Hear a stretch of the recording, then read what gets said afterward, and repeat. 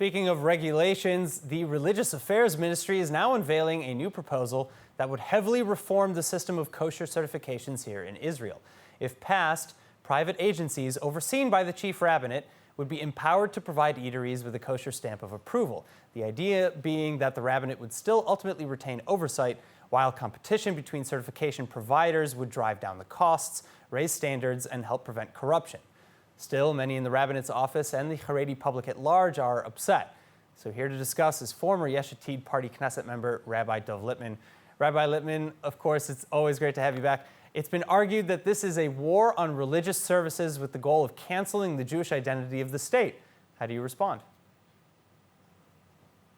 It's actually just the opposite. It's shocking to even hear that said.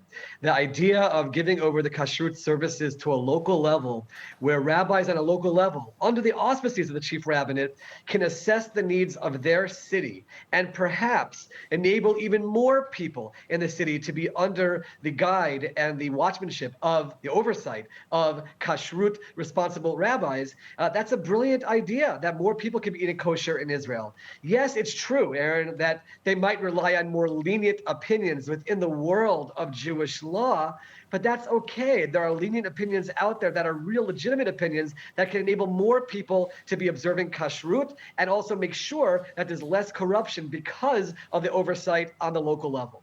Well, so have you heard of maybe some more legitimate arguments against this proposal, though?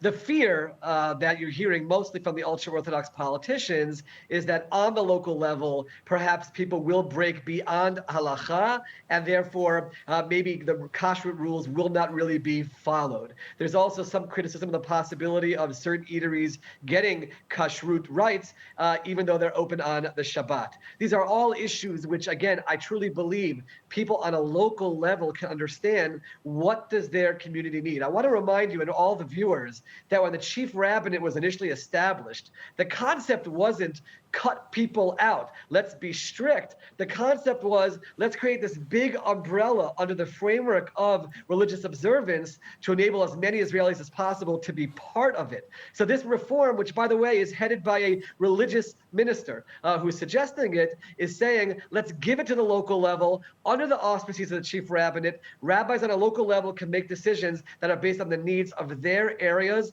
and enable more people to be eating out at places that have kosher supervision. All right, so I want to get a little bit more about some of the gray areas that you talked about, but in just a second. First, I want to ask you, what does the current system of maintaining a kosher certification in Israel actually look like? And what are the most common issues that you hear about? And finally, do you think that this new initiative would better address those issues?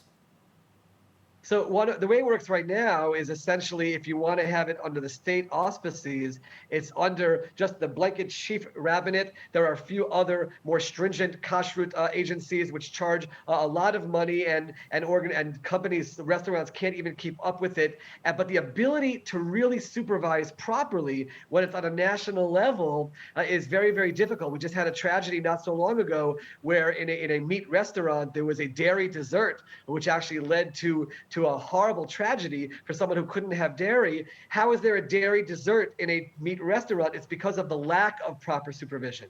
So this will accomplish, number one, the most important thing is the control on the local level, real supervision for a kosher laws, for someone who's caring about the religious side, but it'll also prevent prices that require restaurants to pay high amounts of money. Now there'll be competition because you'll have local agencies competing for the rights to give the kashrut. I think that's a positive thing, that the prices will go down for people who want to have kosher eateries instead of having to pay high amounts, which prevents people from actually having kosher supervision.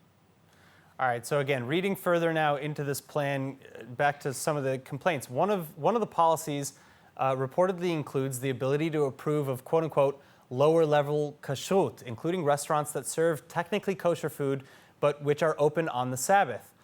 Can you really grade kashrut on a sliding scale, or is it more black and white like many of the critics of this proposal might suggest?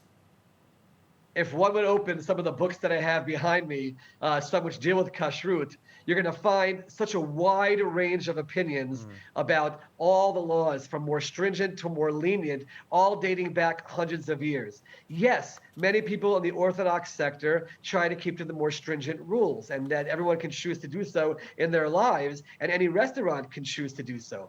But the ability to give restaurants the option of being kosher, of being certified as kosher, while relying on some of the more lenient opinions that are legitimate opinions, even if we don't generally rely on them, that could be very positive. Now, about the question about Shabbat, is there a direct link? And now we're getting back into the study halls of yeshiva and trying to understand, is there an actual Jewish law which says that you can't have kosher supervision if it's open on Shabbat?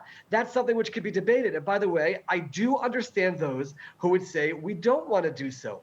But if there's an area of Israel where there are more people will be eating kosher food, even if that eatery happens to open on Shabbat, the idea that a board of 3 local rabbis, under the auspices of the chief rabbinate, can allow it is something which I am totally comfortable with. And I would hope that people who understand that the goal is people who want to feel connected Jewishly, want to be keeping some level of halakha of Jewish law, will be doing so to give that opportunity, again, with the oversights that I just mentioned that will be in place.